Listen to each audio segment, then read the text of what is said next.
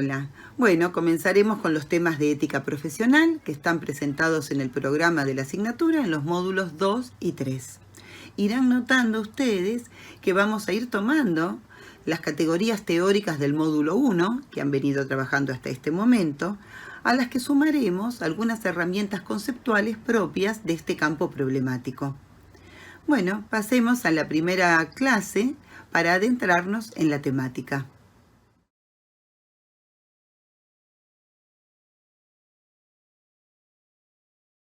Comencemos con un pantallazo general sobre las inconductas o prácticas incorrectas más frecuentes o que más frecuentemente suelen originar demandas o denuncias contra los profesionales de la salud mental.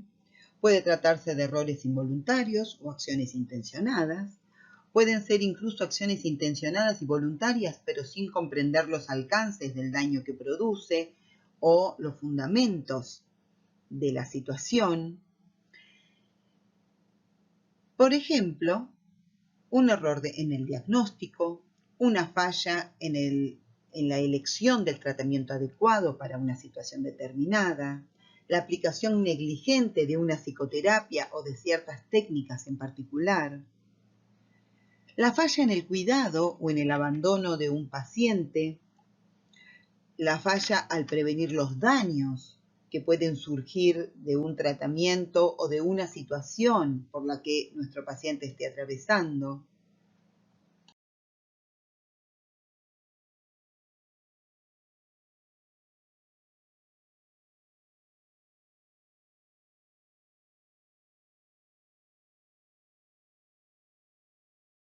El caso de Juan Castro fue muy resonado aquí en Argentina en el año 2004. Juan Castro era periodista y conductor de radio y televisión y falleció luego de caer del balcón de su casa, un primer piso, a los 33 años, luego de 3 días de agonía.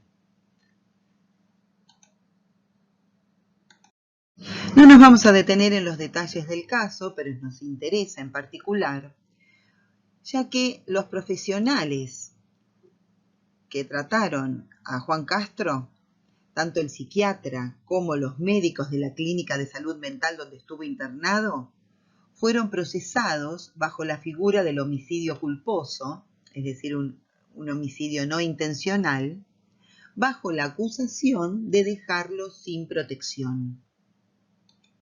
El psiquiatra de Juan Castro, en ese momento, estaba de vacaciones, primeros días de marzo del año 2004.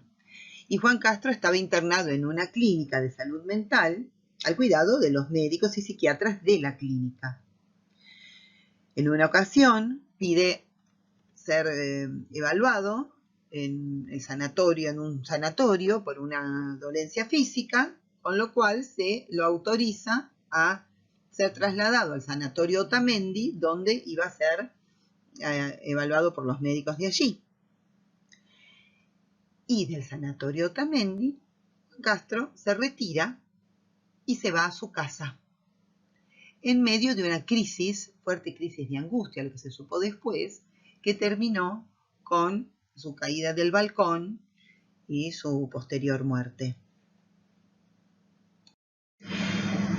En ese contexto, la investigación judicial recayó sobre su psiquiatra personal, así como sobre el director de la clínica de salud mental donde estaba internado, la médica que le dio la autorización para el traslado al sanatorio Otamendi, médicos del sanatorio Otamendi que lo recibieron y aún evaluando su cuadro y sabiendo que venía de la clínica de salud mental, no tomaron los recaudos para evitar que el paciente se vaya por sus propios medios a su casa en lugar de volver a la clínica.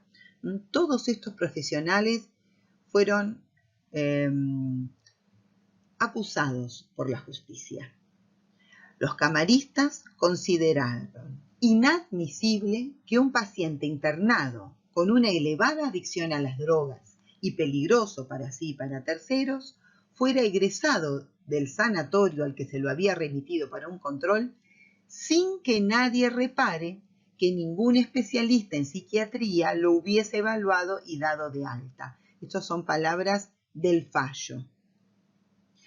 El fallo dice también: los imputados privaron a la víctima de un tratamiento estándar para la adicción a la cocaína, lo que incluye la internación psiquiátrica.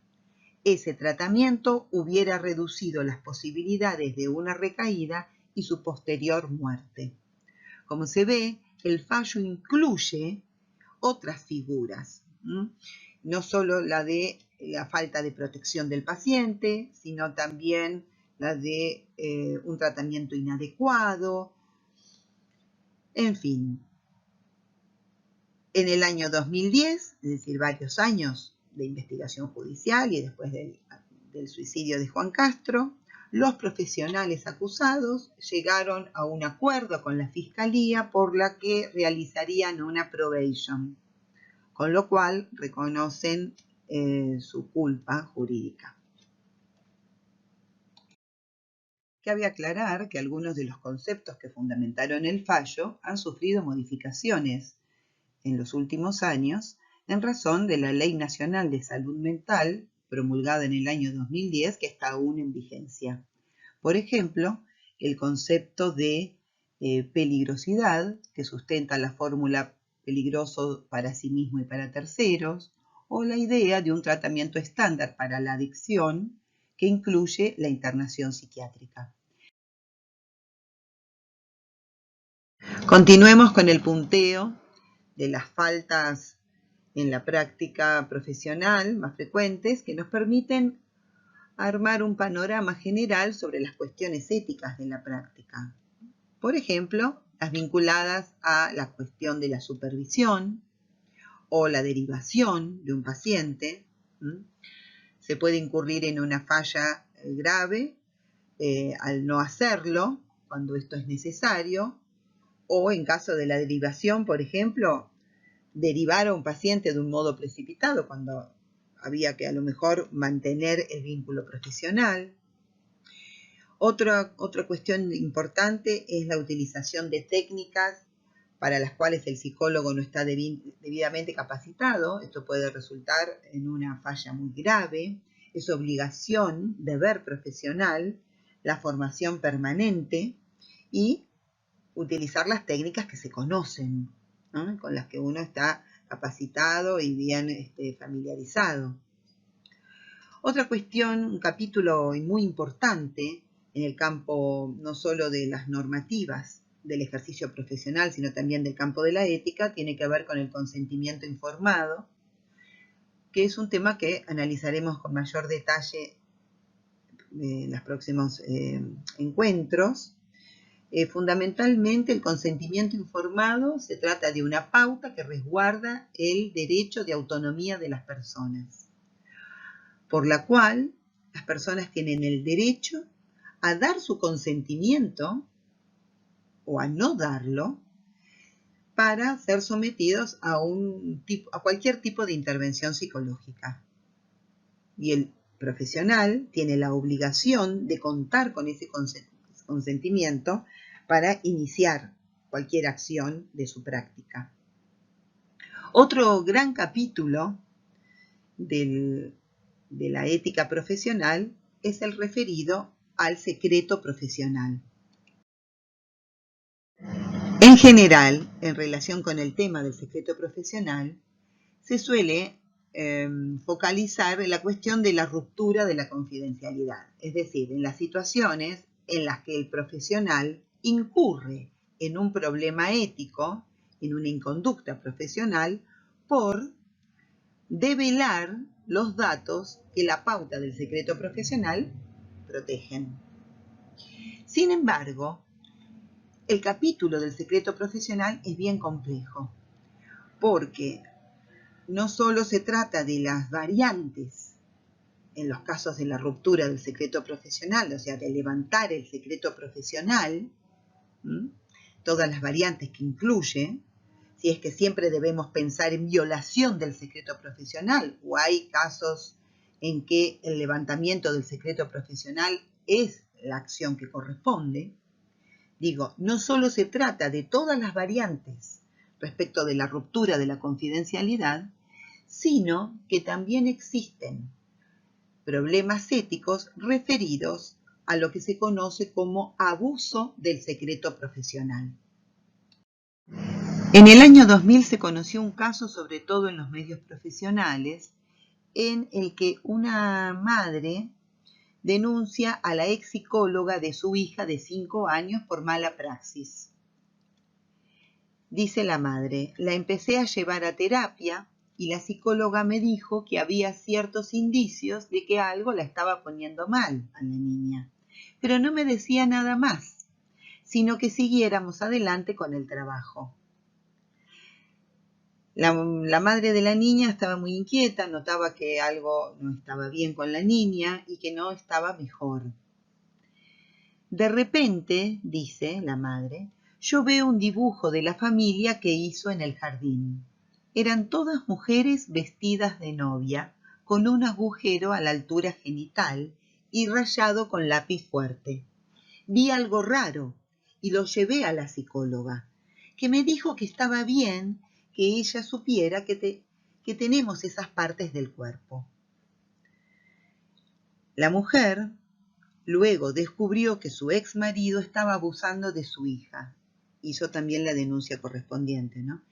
Y dijo, la ginecóloga confirmó el abuso, pero la terapeuta dijo que lo mejor sería resolver esto entre nosotros porque ir a juicio era muy difícil. Ahí corté toda relación con ella. Como se ve, sobre todo de esta última frase, queda claro que no se trató de un error involuntario, sino de una posición tomada de la psicóloga respecto de los casos de abuso sexual sobre menores. Este caso queda encuadrado bajo la figura del abuso del secreto, ligado a la obligación de denunciar en ciertos casos, tal como lo plantea el campo normativo de nuestra práctica. Volvamos a nuestro punteo entonces para mencionar también un gran capítulo de la ética profesional vinculado al aprovechamiento del vínculo profesional por parte del psicólogo o la psicóloga. Este aprovechamiento puede darse a través de relaciones no profesionales con sus pacientes, con relaciones que coexisten con el vínculo profesional, por ejemplo, vínculos sexuales con un paciente o vínculos comerciales o de otra índole, además de situaciones más flagrantes como la manipulación emocional o el abuso físico o la obtención de algún beneficio, lucro personal o explotación del terapeuta hacia su paciente.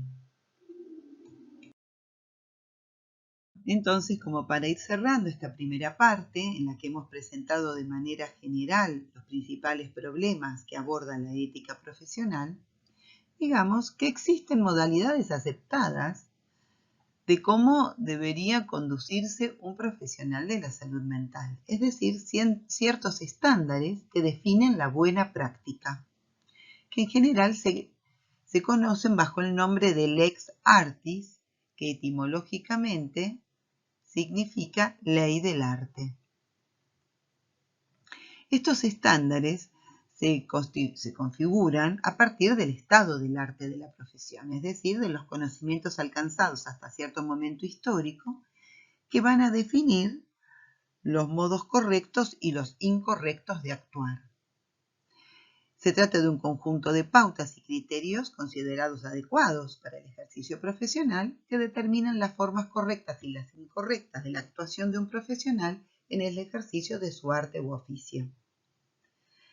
En su modo formalizado, en la modalidad de enunciados normativos, la lex artis constituye la deontología, tema que continuaremos trabajando en la próxima clase.